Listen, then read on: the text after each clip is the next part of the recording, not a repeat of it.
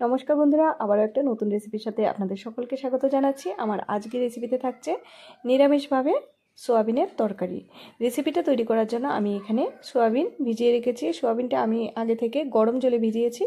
গরম জলে ভেজালে সোয়াবিনটা অল্প সময়ের মধ্যে খুব ভালোভাবে ভিজে নরম হয়ে যায়। আর এখানটা আমি 3টে আলু বয়েল করে নিয়েছি। আলুটা বয়েল করে নিলে রান্নার টেস্টটা ভালো হয়, তাই জন্য আলুটা বয়েল করে নিয়েছি। আলু খোসা ছাড়িয়ে এরকম ছোট ছোট করে টুকরো করে নিয়েছি। আর এদিকটা দেখুন, আমি সোয়াবিনগুলো খুব ভালো করে চিপে জলটা ফেলে দিয়ে জলটা ঝরিয়ে রেখে দিয়েছি। এবার রান্নার জন্য কড়াইতে তেল দিয়ে দিতে হবে। তেলটা দিয়ে তেলটাকে কিন্তু খুব ভালো করে গরম করে নিতে হবে।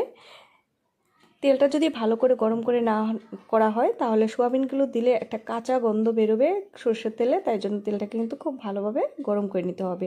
তারপর তার মধ্যে পরিমাণ মতো নুন আর হলুদ গুঁড়ো দিয়ে সোয়াবিনটাকে ভালোভাবে কিছুক্ষণ নেড়ে চেড়ে নিয়ে ভেজে নিতে হবে।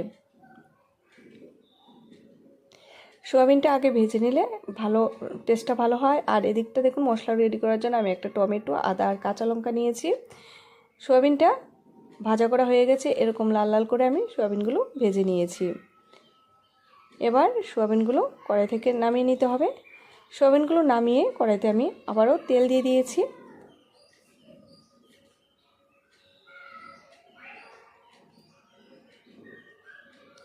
তেলটা দেখুন ভালোভাবে আমি গরম করে নিয়েছি। এবার আমি তার মধ্যে ফোড়ন দেবো। ফোড়নের জন্য হাফ চা চামচের মতো গোটা জিরে দিয়েছি, তার সাথে 2টো তেজপাতা আর 2টো শুকনো লঙ্কা দিয়েছি। জিরেটাকে একটু ভাজা ভাজা করে নিতে হবে। তারপর কেটে রাখা আলুগুলো দিয়ে দিতে হবে। তার সাথে পরিমাণ মতো হলুদ গুঁড়ো আর নুন দিয়ে আলুটাকে কিছুক্ষণ নেড়ে চেড়ে নিতে হবে।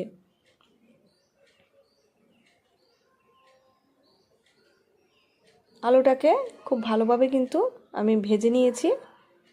এই যে দেখুন, আলুটা আমি লাল লাল করে ভেজে নিয়েছি। এবার তার মধ্যে পেস্ট করে রাখা যে মশলাটা আছে সেটা দিয়ে দিতে হবে।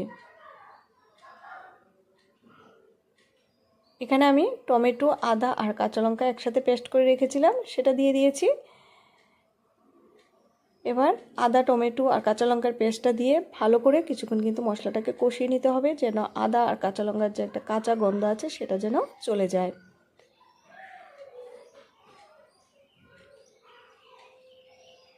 এই যে দেখুন, আমার কষানো হয়ে গেছে। এবার তার মধ্যে 1 চামচ জিরের গুঁড়ো, 1 চামচ ধনের গুঁড়ো আর 1 চামচ লঙ্কার গুঁড়ো আমি একটু জলে ভিজিয়ে নিয়েছি, সেটা দিয়ে তার সাথে একটুখানি জল দিয়েছি। জলটা দিয়ে আবারও ভালো করে নেড়ে চেড়ে নিতে হবে।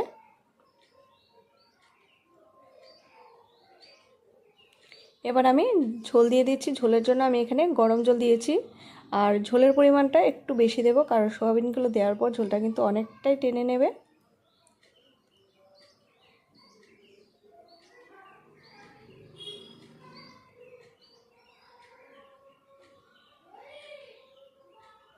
ঝোলটা দেওয়ার পর এবার ভেজে রাখা সোয়াবিনগুলো তার মধ্যে দিয়ে দিতে হবে। সোয়াবিনগুলো দেওয়ার পর আরও 5 মিনিটের মতো আমি রান্নাটা করে নেব। বন্ধুরা, আমার এই রেসিপিটা যদি আপনাদের কাছে ভালো লাগে তাহলে প্লিজ একটা লাইক দেবেন, আর চ্যানেলটাকে সাবস্ক্রাইব করে কিন্তু আপনারা অবশ্যই পাশে থাকবেন। 5 মিনিটের মতো আমি রান্নাটা আবারও করে নিয়েছি। এবার তার মধ্যে 2-4 চামচের মতো ঘি দিয়ে দিয়েছি। তারপর নামানোর আগে গরম মশলা গুঁড়ো দিয়ে নামিয়ে নেব।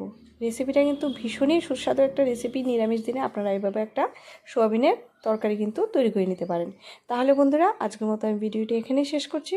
খুব তাড়াতাড়ি আবারও একটা নতুন ভিডিওর সাথে দেখা হবে। সবাই খুব ভালো থাকবেন, সুস্থ থাকবেন। ভিডিওটা দেখার জন্য সবাইকে অসংখ্য ধন্যবাদ।